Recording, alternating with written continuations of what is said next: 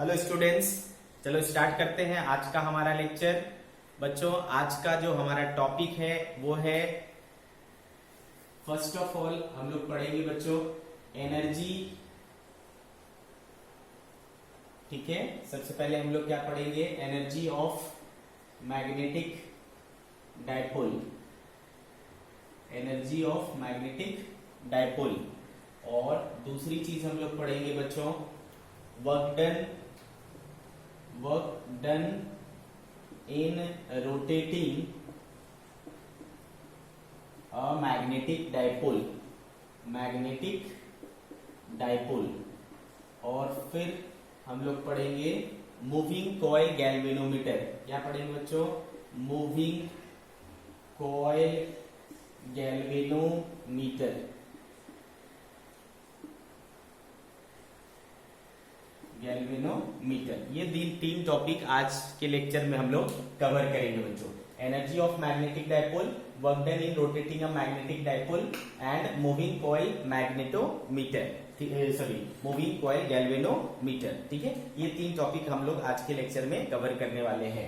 चलो बच्चों, first topic से स्टार्ट करते हैं। फर्स्ट टॉपिक हमारा है energy of magnetic dipole.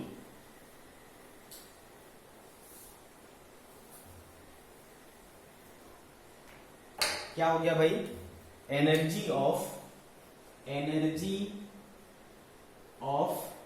Magnetic dipole in external magnetic field. External magnetic field. अगर एक डायपोल जो है, मैग्नेटिक डायपोल किसी मैग्नेटिक फील्ड में रखा हुआ है, ठीक है, तो उसकी पास कितनी एनर्जी होगी, इस चीज को हमें फाइंड आउट करना है। ठीक है बच्चों, तो कैसे करेंगे आप समझिए इस चीज को, कि हमने पढ़ा है इसके पहले लेक्चर में कि एक मैग्नेटिक डायपोल मोमेंट या मैग्नेटिक डायपोल जब किसी मैग्नेटिक फील्ड में रहता है तो उसके ऊपर टॉर्क लगता है। याद है आपको, टॉर्क का फॉर्मूला हमने क्या पढ़ा था, M क्रॉस B बोले तो एम बी साइन थीटा। इतना क्या लगता है बच्चों, टॉर्क लगता है। अगर हमने क्या किया बच्चों, इसको कुछ एंगल, कुछ स्मॉल एंगल से इस डायपोल को क्या किया, रोटेट किया। ठीक है, अगर हम किसी एक स्मॉल एंगल डी थीटा से इसको रोटेट करें तो बच्चों क्या होगा, वर्क डन होगा, है ना। वर्क डन का फॉर्मूला क्या होता है, टाउ डी थीटा। आपने पढ़ा होगा क्लास 11th में, है ना। वर्क डन बराबर क्या होता है, टाउ डी थीटा, है ना। आपके नॉर्मल में क्या होता है, फोर्स इंटू डिस्प्लेसमेंट लीनियर में, और एंगुलर में क्या होता है, tau into D theta. Clear, तो इतना क्या होगा, वर्क डन होगा। और जो वर्क डन होता है वो क्या होता है, चेंज इन, आपको पता है ना, हमने क्लास 11th में पढ़ा था, चेंज इन पोटेंशियल एनर्जी किसके बराबर होता है, work done by external force, है ना। तो वही है ना। Change in potential energy work done by external force is equal to tau into D theta. Okay, तो du इक्वल्स टू हो गया, यानी चेंज इन पोटेंशियल एनर्जी हो गया टाउ इंटू डी थीटा। अब टाउ देखो क्या है बच्चों, M B sine theta, M B sine theta, और ये आ गया हमारा क्या, डी थीटा। तो M B sine theta D theta, इतना क्या आया बच्चों, चेंज इन पोटेंशियल एनर्जी आया।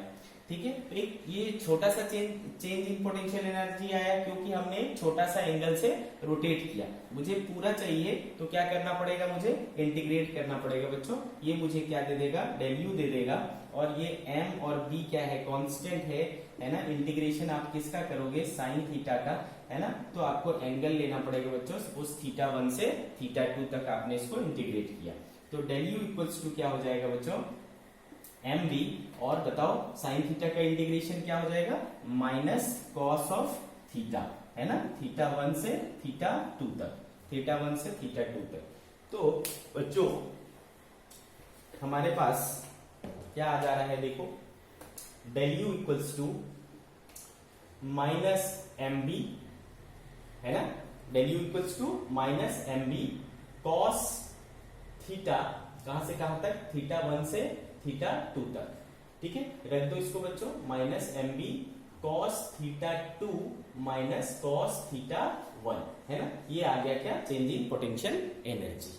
याद करो बच्चों, जब भी अपन पोटेंशियल एनर्जी के बारे में पढ़ते हैं तो अपन क्या करते हैं, हमेशा एक रेफरेंस लेते हैं, ठीक है। जैसे ग्रेविटेशनल पोटेंशियल एनर्जी के केस में, है ना, अपन क्या करते हैं भाई, रेफरेंस किसको ले लेते हैं, ग्राउंड को ले लेते हैं, उसकी हाइट, है ना, उससे हाइट कंपेयर करते हैं, और हम क्या बोलते हैं, इन्फिनिटी पर पोटेंशियल एनर्जी को क्या माना करते थे, जीरो माना करते थे, है ना। इन्फिनिटी पर पोटेंशियल एनर्जी को क्या माना जाता है, जीरो माना जाता है।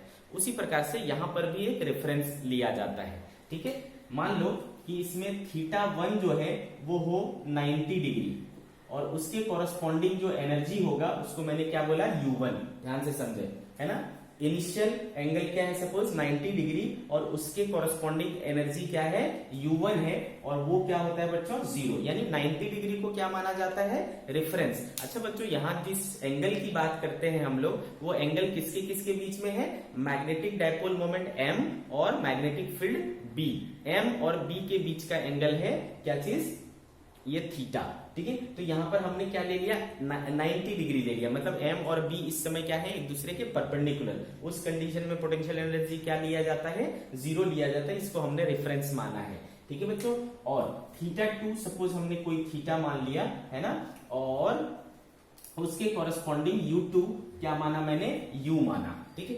अब इन चीजों को अगर मैं यहां पुट करता हूं, डेल U का मतलब क्या होता है बच्चों, फाइनल माइनस इनिशियल, यानी U2 minus U1 equals to क्या हो जाएगा बच्चों, माइनस MB, है ना, कॉस थीटा 2 देखो कितना है, थीटा 2 थीटा है ना, थीटा 2 कितना है, थीटा, तो cos theta minus cos theta 1 कितना है, 90, कॉस 90 क्या हो जाता है बच्चों, जीरो, तो ये वाला पार्ट क्या हो गया, जीरो, ठीक है। तो आपके पास क्या बचा बच्चों, U2, अच्छा U2 क्या लिया है हमने, U, और U1 क्या लिया है, जीरो, क्योंकि U1 किसके कॉरस्पॉन्डिंग है, 90 डिग्री के corresponding.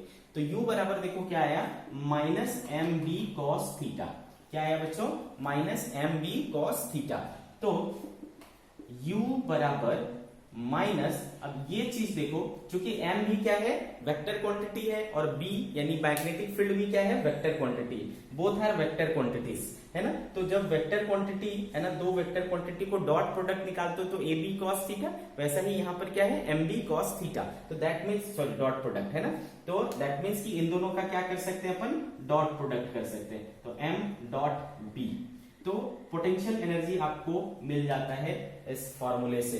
What is the formula for potential energy, what is the formula for energy of dipole, है ना, तो क्या हो जाता है बच्चों, माइनस M डॉट B। तो देखो ये बिल्कुल सिमिलर है क्या, जैसा हमने वहां पर पढ़ा था। तो आपको अब लगने लगा होगा कि इलेक्ट्रोस्टैटिक्स और मैग्नेटिज्म कहीं ना कहीं बहुत क्लोजली क्या है, मिक्स्ड है, बहुत बहुत ज्यादा एक दूसरे पर डिपेंडेंट है। हर चीज जो आपने वहां पर पढ़ा है वो उसके कॉरस्पॉन्डिंग एक ऐसी क्वांटिटी आपको यहां भी पढ़ने मिलेगा। बात समझ में आ रही है, ठीक है। तो वहां पर भी आपने डाइपोल पढ़ा था, उसको हमने इलेक्ट्रिक डाइपोल बोला था, यहां पर भी आपको डाइपोल पढ़ने मिलेगा जिसको अपन मैग्नेटिक डाइपोल बोलेंगे, ठीक है बच्चों।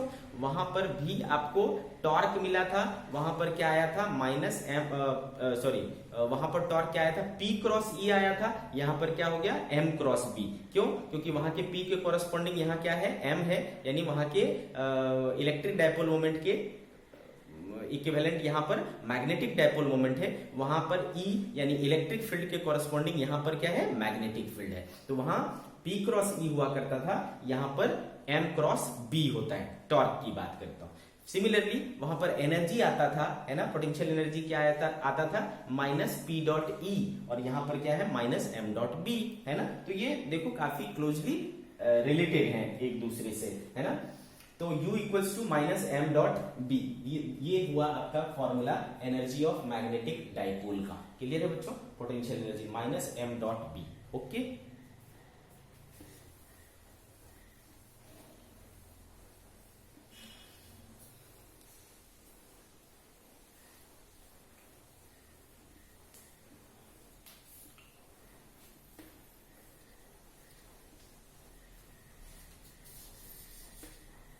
नाउ सी, देखो बच्चों,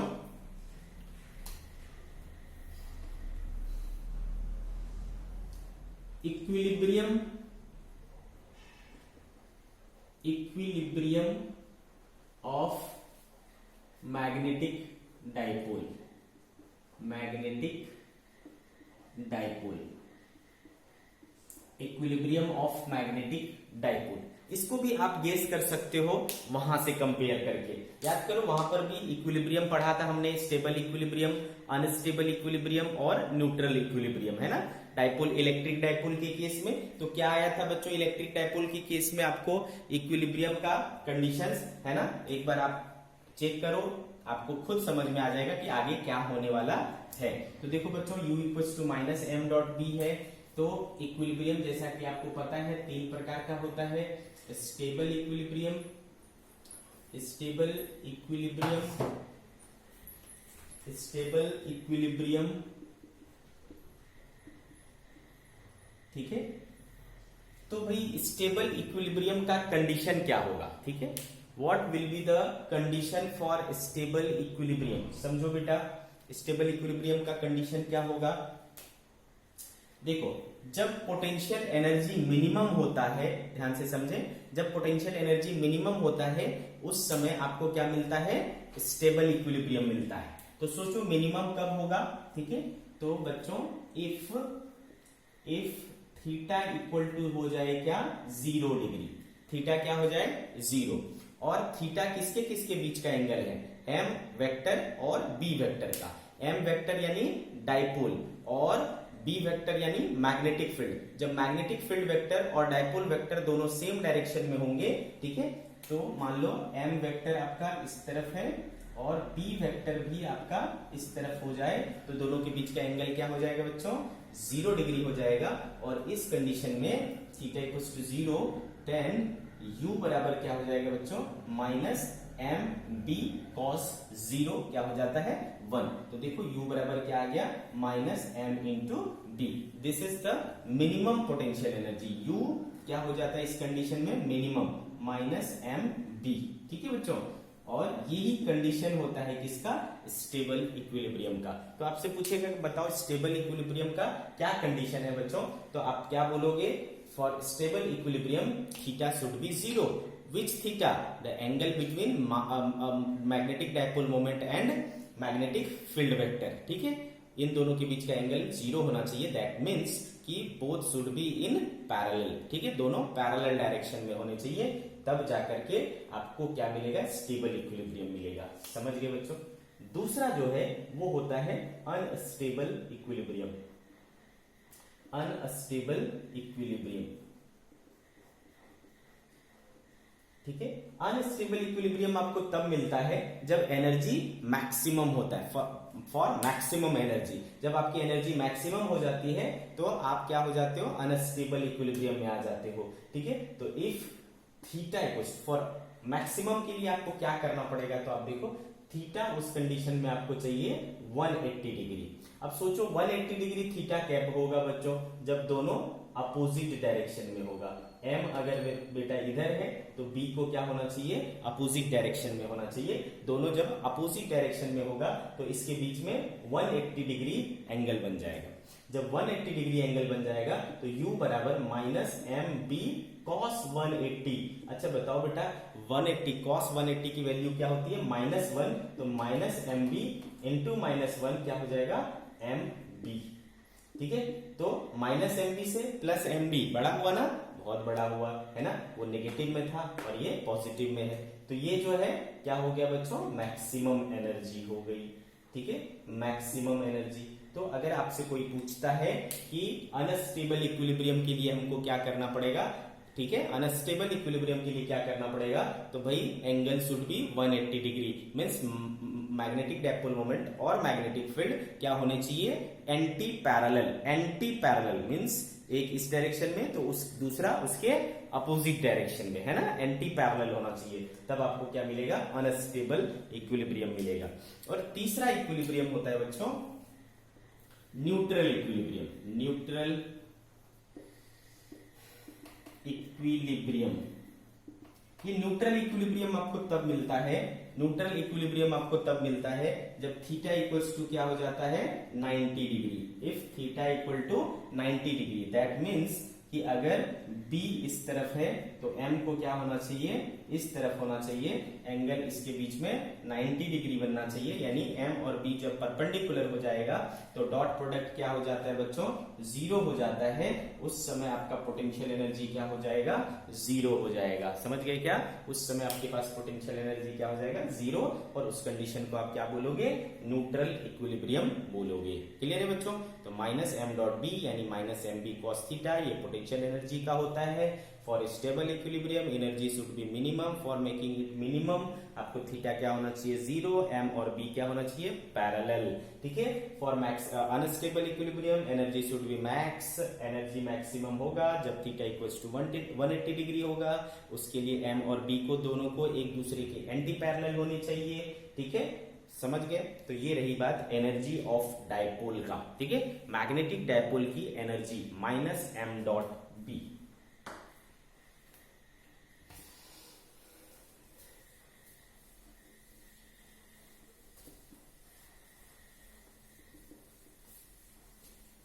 अगला जो टॉपिक है बच्चों हमारा, है ना, नेक्स्ट टॉपिक हम लोग क्या पढ़ने वाले हैं, work done in rotating a magnetic dipole. What is the next topic, work done in rotating a magnetic dipole in external magnetic field. किसी मैग्नेटिक फील्ड में अगर हमको एक डायपोल को क्या करना है, रोटेट करना है, तो हमें कितना वर्क डन लगेगा। Clear? Second topic, work done in rotating a magnetic dipole. ठीक है बच्चों, work done in rotating a magnetic dipole. तो अगेन बच्चों अभी अभी जस्ट हमने देखा, since d W equals to tau d theta. ठीक है बच्चों, tau d theta, and tau equals to क्या, एम बी साइन थीटा, है ना। टाउ इक्वल्स टू क्या, एम बी साइन थीटा। तो D W equals to tau के place पर हमने इसको रिप्लेस किया बच्चों, तो क्या हो गया, M B sine theta D theta. Integrated, यहां से यहां इंटीग्रेट कर दिया, तो क्या मिल गया बच्चों, वर्क डन इक्वल्स टू, कहां से कहां तक इंटीग्रेट करेंगे, थीटा 1 से थीटा 2 तक, M B constant term, integration sine theta का थीटा 1 से थीटा 2 डी थीटा के साथ क्या आ जाएगा बच्चों, M B minus cos theta, theta 1 से थीटा 2, तो माइनस एम बी, है ना बच्चों, और ये हो जाएगा cos theta 2 minus cos theta 1। ठीक है, तो ये आ गया आपका वर्क डन का फॉर्मूला। ठीक है बच्चों, तो व्हाट इज वर्क डन, तो work done is minus M B cos theta 2 minus cos theta 1। Theta 1 initial angle, theta 2 final angle. Clear है बच्चों? तो इस तरीके से आप क्या कर सकते हो, वर्क डन फाइंड आउट कर सकते हो। ठीक है, for work done we will use this formula, for energy we will use minus M B cos theta, यानी minus M dot B. Clear है?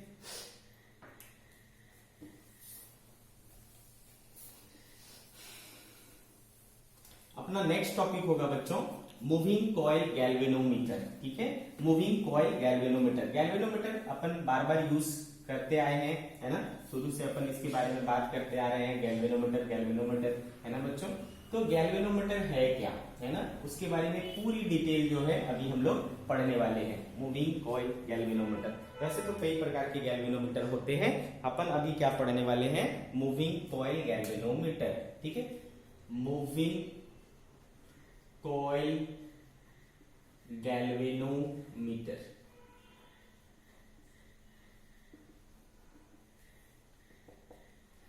Moving coil galvanometer. ठीक है, ये हमारा टॉपिक है। तो सबसे पहले हम ये समझ लें कि गैल्वेनोमीटर क्या होता है।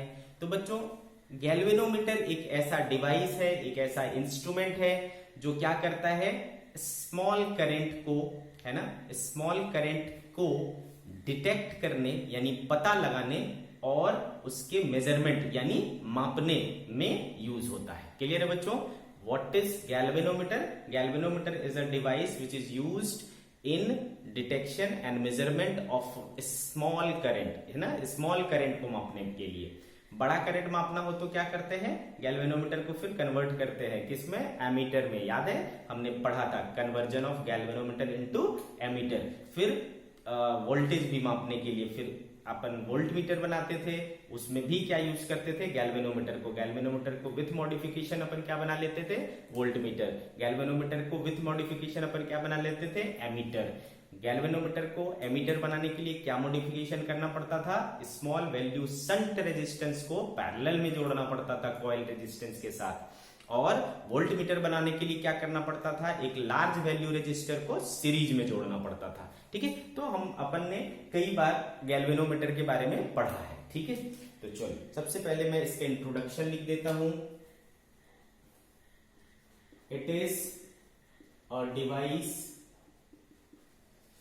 which is used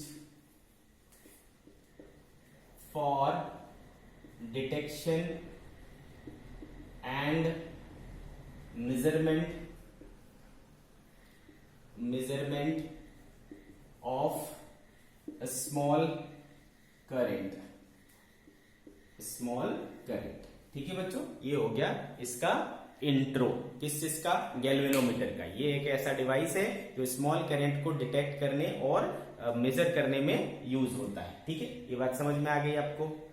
ओके, अब अपने को है ना क्या पढ़ना है, मैंने बताया आपको कि गैल्वेनोमीटर कई प्रकार के होते हैं। अभी जो हम लोग पढ़ रहे हैं वो क्या है, मूविंग कॉइल गैल्वेनोमीटर। ठीक है, तो सबसे पहले हम देखेंगे कि हमारा जो मूविंग कॉइल गैल्वेनोमीटर है वो किस प्रिंसिपल पर काम करता है। प्रिंसिपल ऑफ वर्किंग, किस प्रिंसिपल पर ये काम करता है। तो बच्चों ध्यान दो, कल के लेक्चर में हमने ये पढ़ा था कि अगर एक कॉइल है, ठीक है, अगर एक कॉइल है और उसको अगर आप मैग्नेटिक फील्ड में रख देते हो तो उसके ऊपर क्या लगता है, टॉर्क लगता है। टॉर्क क्या करता है बच्चों, घुमाता है। ठीक है, तो अगर हम किसी कॉइल को, है ना, करंट कैरिंग कॉइल को किसी मैग्नेटिक फील्ड में रख दें तो उसके ऊपर क्या लगने लगेगा, टॉर्क लगने लगेगा। और उस टॉर्क की वजह से वो कॉइल क्या होने लगता है, घूमने लगता है। इसी प्रिंसिपल पर हमारा मूविंग कॉइल गैल्वेनोमीटर काम करता है। आई बात समझ में। It works on the principle, it works on the fact, ऐसा बोल सकते हो, it works on the fact that if a current carrying conductor is placed in magnetic field, it experiences torque। ठीक है, इसी प्रिंसिपल पर हमारा मूविंग कॉइल गैल्वेनोमीटर काम करता है बच्चों। क्या बोला मैंने, अगर एक करंट कैरिंग कॉइल को किसी फील्ड में रख दें तो उसके ऊपर टॉर्क लगता है। इसी फैक्ट पर, इसी घटना पर हमारा मूविंग कॉइल गैल्वेनोमीटर काम करता है।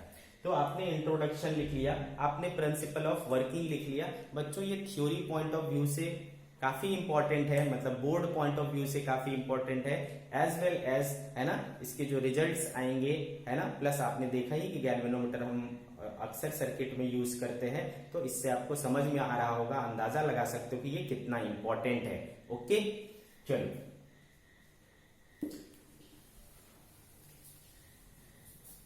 तो हमने इसका प्रिंसिपल पढ़ लिया, इसका इंट्रो पढ़ लिया। अब अपन क्या पढ़ेंगे बच्चों, इसका कंस्ट्रक्शन, बनता कैसे है आखिर,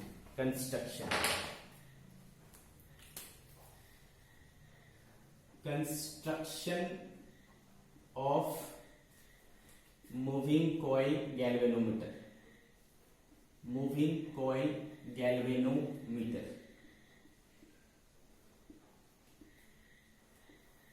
आपकी जानकारी के लिए मैं आपको बता दूं कि जो मूविंग कॉइल गैल्वेनोमीटर होता है, मूविंग कॉइल गैल्वेनोमीटर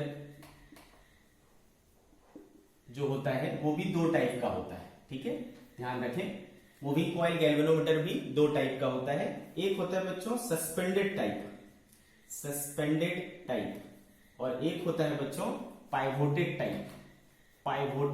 टाइप। ये दो प्रकार के गैल्वेनोमीटर होते हैं, मूविंग कॉइल गैल्वेनोमीटर। बच्चों इसका नाम मूविंग कॉइल गैल्वेनोमीटर क्यों हुआ है कि क्योंकि इसमें ना कॉइल घूमता है। कॉइल क्या होता है, रोटेट होता है। जब भी हम इसको सर्किट में लगाएंगे उससे करंट फ्लो होना शुरू होगा तो उसका जो कॉइल है वो रोटेट होने लगता है, घूमने लगता है, इसलिए इसका नाम है मूविंग कॉइल गैल्वेनोमीटर। ठीक है, अब इसमें दो टाइप होते हैं, सस्पेंडेड टाइप और पाइवोटेड टाइप। सस्पेंडेड टाइप का मतलब क्या होता है, सस्पेंड करना मतलब किसी चीज को ऐसा लटकाना। तो सस्पेंडेड टाइप गैल्वेनोमीटर में कॉइल को क्या किया जाता है, ऐसे लटका दिया जाता है। और पाइवोटेड टाइप में क्या किया जाता है, एक पाइवोट समझते हो, सपोर्ट है ना, एक सपोर्ट के ऊपर उस कॉइल को रख दिया जाता है। तो बस यही डिफरेंस है, suspended type moving coil galvanometer and pivoted type moving coil galvanometer. तो अगर कहीं ये वर्ड मेंशन कर दे कि सस्पेंडेड टाइप मूविंग गैल्वेनोमीटर क्या होता है, पाइवोटेड टाइप मूविंग गैल्वेनोमीटर क्या होता है, मूविंग कॉइल गैल्वेनोमीटर क्या होता है, तो आपको कंफ्यूज नहीं होना है। प्रिंसिपल है ना, काम करने का तरीका दोनों का सेम ही है, बस फर्क इसके कॉइल के प्लेसमेंट पर है। इसमें लटका के रखते हैं, इसमें उसको सपोर्ट दे के रखते हैं, बस इतना ही फर्क है। समझ गए क्या बच्चों? तो मैंने आपकी इंफॉर्मेशन के लिए बस ये चीजें बताई। अपने को इन जनरल पढ़ना है मूविंग कॉइल गैल्वेनोमीटर। ठीक है बच्चों, तो चलो कंस्ट्रक्शन पढ़ते हैं। तो सबसे पहले देखो बच्चों, हम लोग क्या करते हैं, एक सिलिंड्रिकल शेप, मेरी बातों को ध्यान से सुनना। अपन क्या करते हैं बच्चों, एक सिलिंड्रिकल शेप्ड सॉफ्ट आयरन का कोर ले लेते हैं। इसको क्या कहते हैं, cylindrical shaped soft iron core. क्या लिया मैंने बच्चों, सबसे पहले क्या लिया हमने, एक सिलिंड्रिकल शेप का सॉफ्ट आयरन। मटेरियल कौन सा यूज किया, सॉफ्ट आयरन है ना, उसको ले लिया। इसको, ये चूंकि सबसे सेंट्रल पार्ट है इसलिए कोर है ना, बीच का जो पार्ट होता है उसको अपन क्या कहते हैं, कोर कहते हैं। इतनी बात समझ में आ गया क्या? तो a cylindrical shaped soft iron core लिया जाता है। उसके ऊपर हम लोग क्या करते हैं बच्चों, एक कॉपर, इंसुलेटेड कॉपर वायर, क्या ले लेते हैं, इंसुलेटेड कॉपर वायर। बात समझ में आ रही है? और उस इंसुलेटेड कॉपर वायर को अपन क्या करते हैं, इसके ऊपर लपेट देते हैं, है ना। ये इस तरीके से अपन इसके ऊपर क्या करेंगे बच्चों, है ना, इस तरीके से अपन इसको कई सारे टर्न्स इस तरीके से लगा देंगे। ठीक है, ओके। तो ये क्या तैयार हो जाएगा, हमारा एक कॉइल तैयार हो जाएगा। आई क्या बात समझ में? क्या तैयार हो जाएगा, एक कॉइल तैयार हो जाएगा। फिर से सुनो क्या कर रहे हैं हम, एक सिलिंड्रिकल शेप्ड सॉफ्ट आयरन का, है ना, सिलिंड्रिकल शेप्ड सॉफ्ट आयरन का कोर लेते हैं और उसके ऊपर इंसुलेटेड कॉपर वायर के कई सारे टर्न्स ऐसे चढ़ा देते हैं। ठीक है, लपेट देते हैं, और इस तरीके से जो बनता है इसको हम लोग क्या बोलते हैं, कॉइल बोलते हैं। ठीक है, और इस कॉइल का जो शेप दिखेगा, है ना, जब बच्चों आप इस चीज को ऐसा करके ऐसे इसके ऊपर चढ़ाओगे तो आपको जो ये शेप दिखेगा वो कैसा दिखेगा, है ना, रेक्टेंगुलर शेप दिखेगा। तो उस कॉइल का जो शेप होता है वो कैसा होता है, रेक्टेंगुलर शेप होता है। ठीक है, तो हमें एक रेक्टेंगुलर शेप का कॉइल मिल जाता है। ठीक है, तो ये इसका सबसे इंपॉर्टेंट पार्ट होता है मूविंग कॉइल गैल्वेनोमीटर का। क्या चीज, उसका कॉइल। कैसे बनाते हैं, इन सिलिंड्रिकल शेप का सॉफ्ट आयरन के कोर के ऊपर इंसुलेटेड कॉपर वायर के कई सारे टर्न्स चढ़ाने के बाद हमें क्या मिलता है, ये मिलता है। ठीक है, तो most important part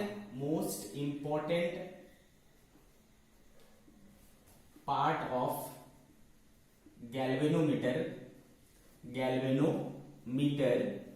is it's, ठीक है बच्चों, most important part of galvanometer is its coil. ठीक है, which is obtained by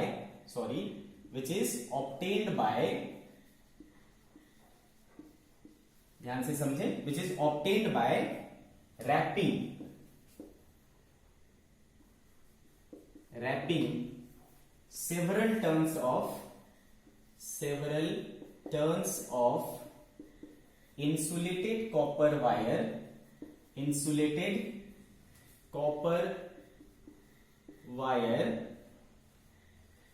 over cylindrical shaped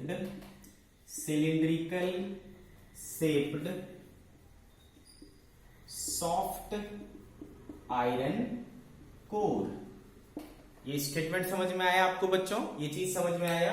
most important part of galvanometer is its coil, जो कि कैसे बनता है, which is obtained by wrapping, है ना, बांधने से, सेवरल टर्न्स, कई सारे फेरे, है ना, several turns of insulated copper wire over the cylindrical shaped soft iron core. तो इस तरीके से अपने को क्या मिल जाता है बच्चों? कॉइल मिल जाता है। ठीक है, अब जो कॉइल तैयार हुआ है उसका शेप कैसा होता है, आपको देखोगे उसको तो आपको नजर कैसा आएगा, वो रेक्टेंगुलर कॉइल। तो हमें एक रेक्टेंगुलर कॉइल मिल जाता है।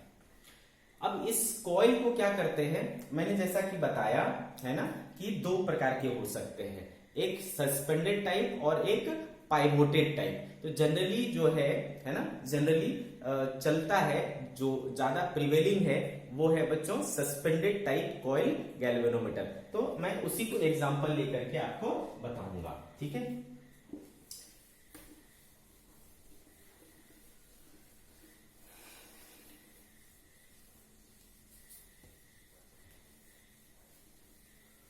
तो बच्चों हमें जो कॉइल मिला, ठीक है, उसको क्या किया जाता है, ये हमें कॉइल मिल गया,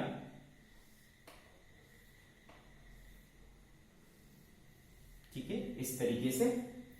अब इस कॉइल को यूं लटका दिया जाता है, इस तरीके से हमने क्या किया बच्चों, इसको हैंग कर दिया, है ना। ये जो कॉइल हमको मिला उसको हमने क्या किया, ऐसे हैंग कर दिया। अब जो हैंग करने के लिए अपन क्या यूज करेंगे, कुछ तो यूज करेंगे, कोई वायर, कोई रोप, कुछ तो यूज करेंगे। तो यहां पर हम लोग क्या करते हैं बच्चों, एक वायर यूज करते हैं। ध्यान से सुने, क्या यूज करते हैं, वायर। और ये वायर जो होता है वो स्पेशल मटेरियल का होता है, इसको बोलते हैं बच्चों फॉस्फर ब्रोंज वायर। क्या बोलते हैं बच्चों, फॉस्फर ब्रोंज वायर यूज करते हैं इसको सस्पेंड करने के लिए, यानी लटकाने के लिए। क्लियर? तो इस कॉइल को एक फॉस्फर ब्रोंज वायर से हैंग कर दिया जाता है, सस्पेंड कर दिया जाता है, लटका दिया जाता है। ठीक है, इतनी बात समझ में आ गया। तो इसका कंस्ट्रक्शन का दूसरा पॉइंट हो जाएगा, this coil is suspended bye a phosphor bronze wire. ठीक है, फॉस्फर ब्रोंज वायर इन अ रेडियल मैग्नेटिक फील्ड। ठीक है, क्या कह रहा है बच्चा, दूसरा बात क्या, दूसरी जो हमने पॉइंट लिखी वो हमें क्या कह रहा है कि ये जो हमें कॉइल मिला है हमने उसको लटका दिया। कहां लटकाया, रेडियल मैग्नेटिक फील्ड में। कहां लटकाया, रेडियल मैग्नेटिक फील्ड में। तो यहां पर एक मैग्नेटिक फील्ड है, वो मैग्नेटिक फील्ड कैसे प्रोड्यूस करेंगे, थ्रू अ मैग्नेट। क्या करेंगे, थ्रू अ मैग्नेट। तो इधर अपन क्या करते हैं बच्चा, एक मैग्नेट लगा देते हैं।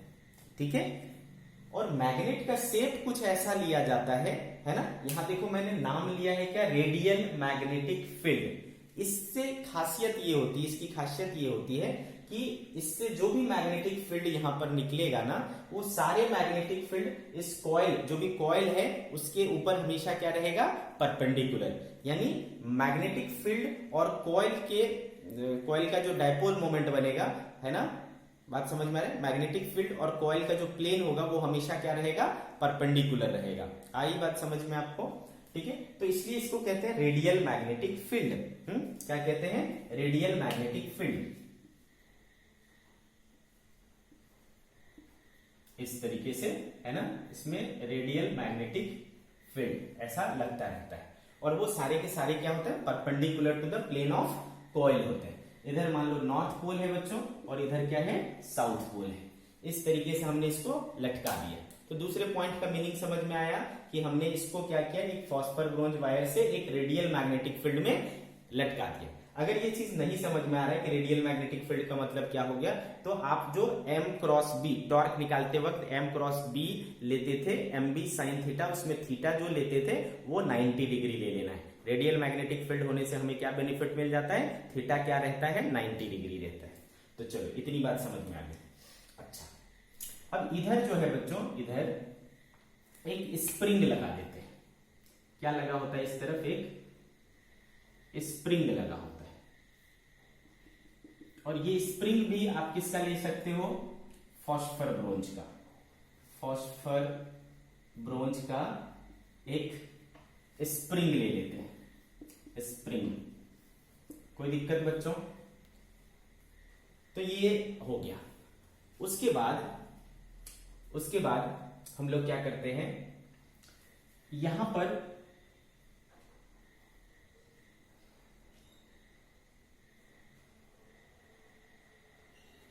पर एक मिरर लगा होता है। क्या लगा होता है बच्चों, मिरर लगा होता है, और इस तरफ एक ऐसा सर्कुलर स्केल बना होता है,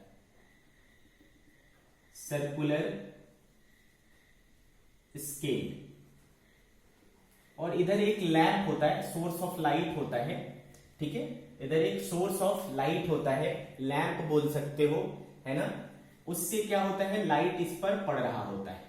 जब इस पर लाइट पड़ेगा बच्चों तो उसका रिफ्लेक्शन होगा, और रिफ्लेक्शन होकर के सपोज यहां पर पड़ रहा है। क्लियर है बच्चों? तो इस तरीके का अरेंजमेंट होता है। आपको बात समझ में आ रही है? क्लियर है बच्चों? तो ये पूरी तरीके से आपका मूविंग कॉइल गैल्वेनोमीटर का अरेंजमेंट है। मैं फिर से बोल रहा हूं क्या चीजें हैं, है ना। एक हमने कॉइल बनाया, उस कॉइल को फॉस्फर ब्रोंज वायर से सपोर्ट के थ्रू लटकाया। कहां लटकाया भाई, रेडियल मैग्नेटिक फील्ड में लटकाया। ठीक है, कॉइल जो हम बनाएंगे तो उसके दो एंड होंगे ना, एक एंड इधर जुड़ा है और एक एंड इधर जुड़ा है। किससे? फॉस्फर ब्रोंज स्प्रिंग से। ठीक है, तो कॉइल का एक एंड यहां से कनेक्टेड है, ये ए, और ये दूसरा बी। तो अब आपको जो भी मेजरमेंट लेना है, ठीक है, तो जो दो आउटपुट पॉइंट होंगे, यही दो आउटपुट पॉइंट होंगे, इसी के बीच आपको क्या करना पड़ेगा, सर्किट में ऐड करना पड़ेगा। सर्किट में ऐसा जोड़ोगे तो फिर आपको ये मेजरमेंट देगा। क्लियर है? तो जैसे ही मैं मान लो इस सर्किट को कनेक्ट करूंगा बच्चों, ठीक है, इसको इस तरीके से कनेक्ट करता हूं सर्किट को, तो इधर से सपोज करंट एंटर किया और इधर से करंट क्या होगा, बाहर जाएगा। जैसे ही इसको किसी सर्किट से जोड़ेंगे तो इसमें क्या फ्लो होने लगेगा, करंट फ्लो होने लगेगा। बात समझ में आ रही है? व्हेन दिस, है ना, galvanometer is connected to a circuit, current starts flowing through the coil, है ना। ऐसा होकर के ऐसे कॉइल से क्या होने लगेगा, करंट पास होने लगेगा। क्लियर है? जब करंट पास होने लगेगा तो ये जो कॉइल है वो अब कैसा कॉइल बन गया, करंट को कैरी करता हुआ कॉइल। और हमने पढ़ा है कि अगर एक करंट कैरिंग कॉइल किसी मैग्नेटिक फील्ड में हो तो उसके ऊपर क्या लगता है, टॉर्क लगता है। ठीक है, तो भाई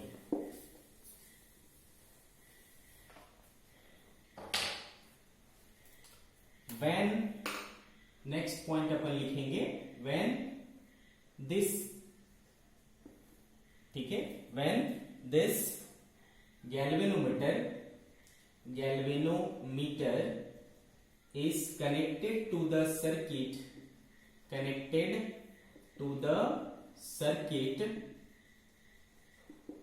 current starts flowing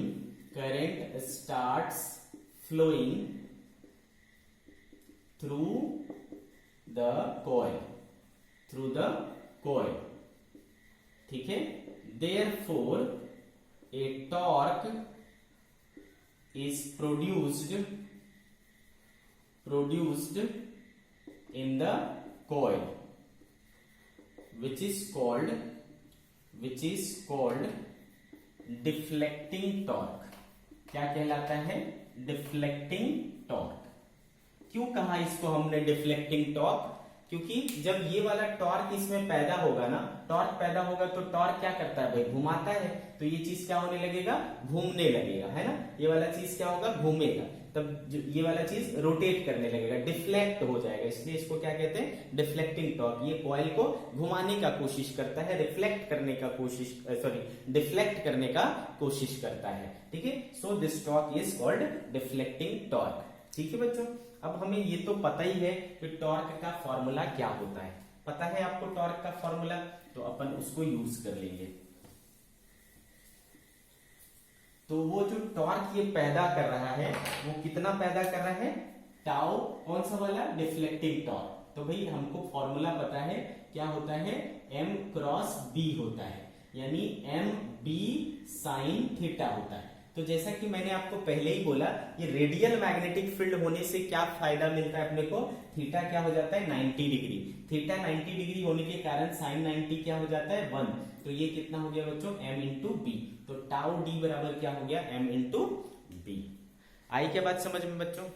अब सवाल उठता है कि मैग्नेटिक डाइपोल मोमेंट कैसे निकालेंगे। तो याद करो, कल के लेक्चर में हमने पढ़ा था कि मैग्नेटिक डाइपोल मोमेंट है ना कितना होता है। तो आपको बताया गया था I इंटू ए होता है अगर एक लूप रहे तो। लेकिन यहां पर लूप है कि कॉइल है, लूप मतलब एक बार, लेकिन कॉइल मतलब कई बार। तो बच्चों उस केस में क्या करते थे, NIA। N क्या था बच्चों, नंबर ऑफ टर्न्स। तो मान लो यहाँ पर नंबर ऑफ टर्न्स कितने हैं, N है, और उसमें करंट कितना फ्लो हो रहा है, I।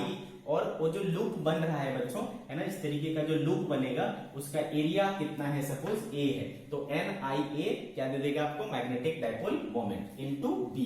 तो इतना टॉर्क क्या हो रहा है, लग रहा है डिफ्लेक्ट करने के लिए, डिफ्लेक्टिंग टॉर्क के रूप में, NIAB।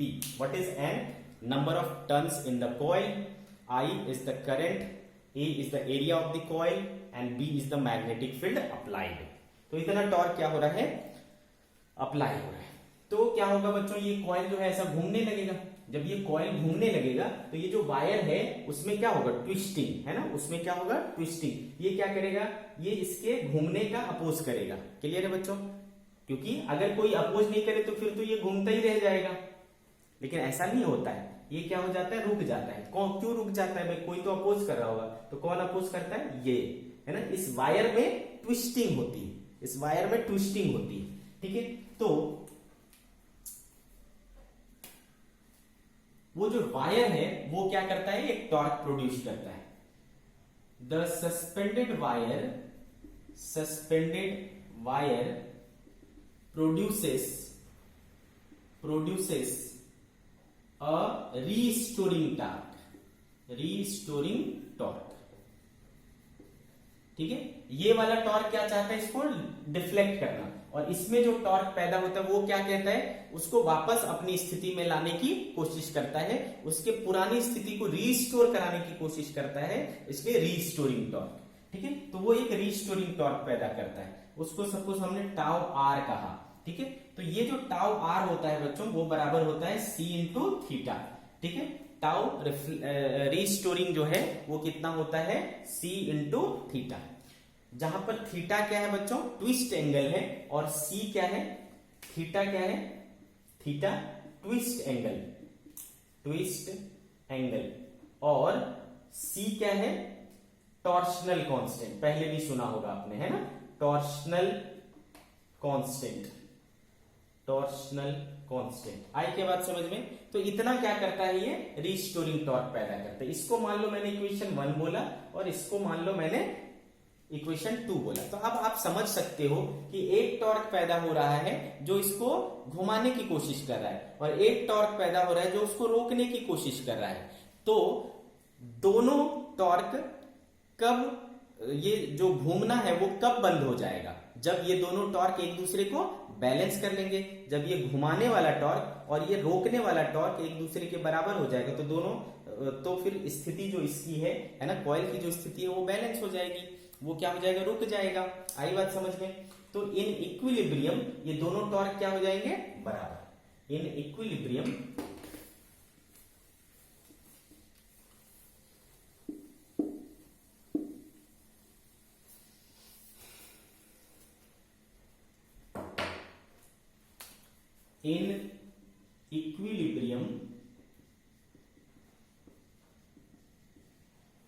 ओके बच्चों, in equilibrium tau deflecting equal to हो जाएगा क्या, टाउ रीस्टोरिंग।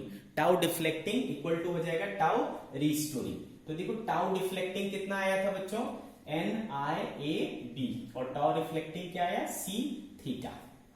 आई क्या बच्चों बात समझ में। देयरफॉर थीटा इक्वल टू, ठीक है, थीटा इक्वल टू क्या आ गया, NAB बाय C इंटू आई। ठीक है बच्चों, ऐसा आ गया रिलेशन हमारे पास। अब देखो बच्चों, N क्या है, number of turns in the coil, A क्या है, area of the coil, B क्या है, मैग्नेटिक फील्ड, और C क्या है, टॉर्शनल कांस्टेंट। तो ये सारे के सारे टर्म्स क्या है, कांस्टेंट है। ये सारे के सारे टर्म क्या है, कांस्टेंट है। ठीक है, तो थीटा देखो आपको क्या मिल रहा है, theta is directly proportional to I. ठीक है, theta is directly proportional to I. तो अगर मुझे थीटा पता चल जाए तो आपको समझ में आ रहा है, जितना ज्यादा थीटा होगा इसका मतलब वहां पर उतना ज्यादा करंट फ्लो हो रहा है ना बच्चों। जितना ज्यादा थीटा होगा यानी जितना ज्यादा डिफ्लेक्शन होगा उतना ज्यादा वहां पर करंट होगा। तो अगर हम उस एंगल को निकाल लें, एंगल ऑफ डिफ्लेक्शन निकाल लें, तो हमें करंट पता चल जाएगा। इसी कंसेप्ट को यूज करके हम इसको करंट मापने के काम लाते हैं। अब इसके लिए क्या किया जाता है, हमको एक स्केल बनाना पड़ता है। स्केल के लिए हम लोग क्या करते हैं बच्चों, लैंप स्केल अरेंजमेंट करते हैं। ठीक है, लैंप स्केल अरेंजमेंट क्या होता है देखो समझो। जैसे कि ये लैंप है ना, तो इससे ये सोर्स हो गया लाइट का, और इस पे मैंने क्या बोला, एक मिरर लगा हुआ है, एक छोटा सा मिरर लगा हुआ है। ठीक है बच्चों, तो यहां से इस पर लाइट पड़ेगी बच्चों, है ना, और वो डिफ्लेक्ट होकर के यहां ऐसा जाएगा, रिफ्लेक्ट होकर के। तो सपोज जब इसमें कोई करंट नहीं जा रहा था, इसमें कोई करंट नहीं जा रहा था, तो उस समय ये वाला पॉइंट सपोज जीरो है। ठीक है, ये वाला पॉइंट क्या है, सपोज जीरो है। आई बात समझ में। लेकिन बच्चों जब ये रिफ्लेक्ट हो, ये घूमेगा तो बच्चों अब ये क्या होगा, ये थोड़ा टिल्ट हो जाएगा। टिल्ट हो जाएगा तो अब ये रिफ्लेक्ट होकर के कहीं और जाएगा, है ना, अब ये रिफ्लेक्ट होकर के कहीं और जाएगा। तो ये एक एंगल आपको दिख जाएगा, है ना, ये एंगल आपको दिख जाएगा। समझ में आएगा। तो जितना ज्यादा इसमें करंट फ्लो होगा उतना ज्यादा ये रोटेट होगा, है ना, ट्विस्ट होगा, और उतना ज्यादा ये आपको एंगल बनाएगा। तो आप इसको कैलिब्रेट कर सकते हो कि भाई हाँ, यहां से यहां गया मतलब 1 एम्पियर, यहां से यहां गया मतलब 2 एम्पियर, 3 घर गया मतलब 3 डिवीजन गया तो मतलब 3 एम्पियर, 4 डिवीजन गया तो मतलब 4 एम्पियर। इस तरीके से आप इसको कैलिब्रेट कर सकते हो और आपको रीडिंग मिलता चला जाएगा। ठीक है, तो इसमें जो अपन रीडिंग लेते हैं for measurement lamp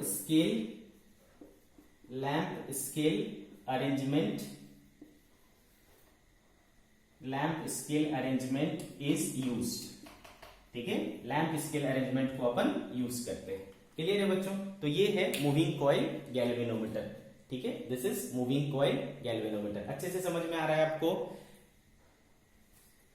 now see, हमें ये मिल गया भाई, theta is directly proportional to I.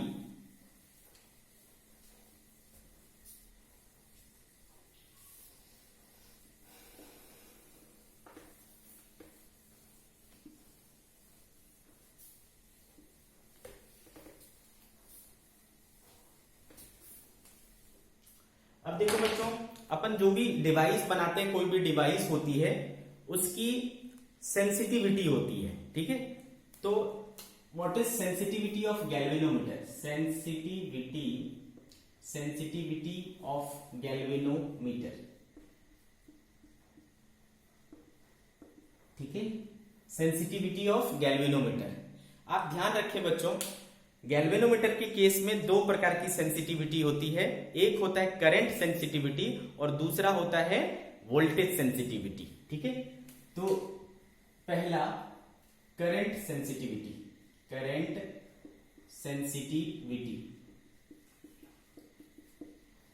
ठीक है, करंट सेंसिटिविटी, इसको अपन SI से शो कर सकते हैं। ठीक है, S सबस्क्रिप्ट I से शो कर सकते हैं। देखो करंट सेंसिटिविटी क्या होता है, थीटा पर यूनिट करंट। क्या मतलब हुआ, थीटा पर यूनिट करंट क्या मतलब हुआ, SI जो है वो क्या हुआ, थीटा पर unit current. This is current sensitivity. That means deflection produced by unit current, deflection produced per unit current is called current sensitivity. ठीक है बच्चों, क्या लिखेंगे हम लोग इसका statement, deflection produced per unit current is called current sensitivity,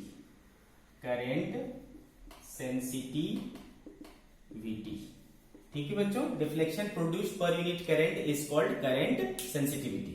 that is SI equals to theta upon I. ठीक है, थीटा अपॉन आई। अब चूंकि देखो बच्चों अभी हमारे पास क्या आया था, थीटा इक्वल्स टू क्या आया था, NAB/C इंटू आई, यही आया था क्या बच्चों, NAB/C इंटू आई, ऐसा आया था। तो देखो आई को इधर बुलाऊंगा तो थीटा बाय आई बराबर क्या आ गया, NAB/C, तो इक्वल टू क्या हो गया, NAB/C। ठीक है, ये चीज आ गया। अब आपसे कोई अगर पूछता है कि how to increase sensitivity of galvanometer, how to increase sensitivity of galvanometer, ठीक है, how to increase sensitivity of galvanometer. तो बच्चों देखो आपके पास क्या क्या चीजें हैं, यही है सेंसिटिविटी, और ये चीजें हैं जिस पर आपकी सेंसिटिविटी क्या कर रही है, डिपेंड कर रही है। देखो तो आप क्या कर सकते हो, ये n के डायरेक्टली प्रोपोर्शनल है बच्चों, तो इसको बढ़ाने से बढ़ेगा क्या, ऑब्वियसली बढ़ेगा। तो बच्चा आप क्या कर सकते हो, नंबर ऑफ टर्न्स बढ़ा सकते हो। If number of turns of, है ना, number of turns in the coil ज्यादा होंगे तो आपकी करंट सेंसिटिविटी क्या होगी, ज्यादा होगी। बात समझ में आ गई। तो फर्स्ट क्या कर सकते हो, पहला चीज क्या कर सकते हो, n को बढ़ा करके, ठीक है, इसको आप अपने लैंग्वेज में लिख लेना बच्चों, है ना, n को बढ़ा करके यानी नंबर ऑफ टर्न्स को बढ़ा करके आप क्या कर सकते हो, सेंसिटिविटी को बढ़ा सकते हो। लेकिन एक लिमिट से ज्यादा नहीं बढ़ा सकते, क्यों, क्योंकि ज्यादा नंबर ऑफ टर्न्स डालेंगे तो फिर वो क्या हो जाएगा, हमारा जो इंस्ट्रूमेंट है वो काफी बल्की हो जाएगा, ठीक है, भारी भरकम हो जाएगा। सेकेंड, एरिया के भी प्रोपोर्शनल है बच्चों, तो उसको भी बढ़ा सकते हो। तो एरिया किसका, एरिया ऑफ द कॉइल, है ना, उसको बढ़ा करके कर सकते हो। लेकिन अगेन फिर से वही प्रॉब्लम आएगा, बहुत बड़ा एरिया लोगे तो आपका जो डिवाइस की साइज है वो काफी बड़ी हो जाएगी, तो इसको भी लिमिट में ही कर सकते हो। तीसरी चीजें क्या है बच्चों, मैग्नेटिक फील्ड, उसके भी प्रोपोर्शनल है, तो आप उसको भी क्या कर सकते हो, बढ़ा सकते हो। तो आप जितना उसको बढ़ा सकते हो उतना तो स्ट्रॉन्ग से स्ट्रॉन्ग मैग्नेट यूज करने का, तो अपन क्या करते हैं भाई, स्ट्रॉन्ग मैग्नेट यूज करते हैं, ठीक है। और चौथी चीज क्या है, सी, वो देखो क्या है, इनवर्सली प्रोपोर्शनल टू है, ठीक है, इनवर्सली प्रोपोर्शनल है, तो उसको क्या होना चाहिए, कम। तो C को क्या होना चाहिए, कम होना चाहिए, यानी टॉर्शनल कांस्टेंट क्या होना चाहिए, कम होना चाहिए, टॉर्शनल कांस्टेंट कम होना चाहिए, तब आपकी सेंसिटिविटी क्या होगी, हाई होगी। इसलिए है ना, हम लोग क्या करते हैं बच्चों, उसमें फॉस्फर ब्रोंज वायर यूज करते हैं। क्या करते हैं, फॉस्फर ब्रोंज वायर यूज करते हैं। क्यों, आपसे क्वेश्चन पूछा जाएगा कि why we use phosphor bronze wire in moving coil galvanometer, तो आपका आंसर होना चाहिए because its torsional constant is very small, है ना, उसका टॉर्शनल कांस्टेंट क्या होता है, कम होता है। ये कम होगा तो उसकी सेंसिटिविटी क्या होगी, ज्यादा होगी, है ना, तो उसकी टॉर्शनल कांस्टेंट कम होती है और सेंसिटिविटी हमारी क्या, मतलब उस डिवाइस की क्या होती है, ज्यादा होती है। तो इस कारण से अपन क्या करते हैं, फॉस्फर ब्रोंज वायर यूज करते हैं। क्लियर है, तो ये भी मैंने आपको इसके साथ बता दिया। दूसरा मैंने क्या बोला कि बच्चों ये दो तरह के होते हैं, तो अगला जो होता है वो होता है बच्चों वोल्टेज सेंसिटिविटी।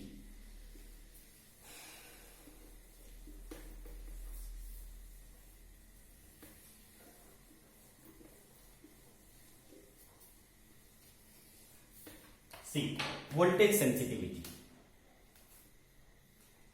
वोल्टेज सेंसिटिविटी, ठीक है, इसको अपन SV से शो किया करेंगे। ठीक है। तो वोल्टेज सेंसिटिविटी क्या होता है, अब ध्यान से समझे। एस वी होता है थीटा बाय वी। तो क्या डिफाइन कर सकते हो बच्चों, थीटा क्या है डिफ्लेक्शन और वी क्या है वोल्टेज। तो deflection produced per unit voltage, deflection produced per unit voltage is known as voltage sensitivity. Deflection produced per unit voltage is called voltage sensitivity, voltage sensitivity, ठीक है।